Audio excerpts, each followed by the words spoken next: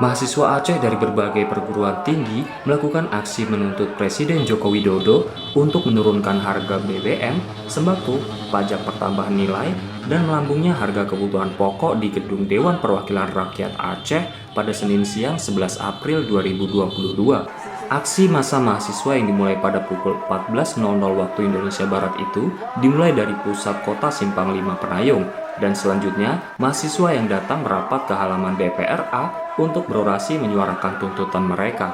Dalam aksinya, mahasiswa juga menyanyikan yel-yel menuntut pemerintahan Joko Widodo untuk menurunkan harga bahan bakar minyak atau BBM, pajak pertambahan nilai atau PPN, dan kelangkaan bahan pokok lainnya. Tak hanya itu, masa aksi juga turut permasalahkan soal isu penundaan pemilu 2024. Setelah mulai berorasi, tak lama kemudian pelaksana tugas Ketua DPR Aceh, Safarudin, keluar untuk menyambut dan mendengarkan secara langsung aspirasi dari mahasiswa tersebut.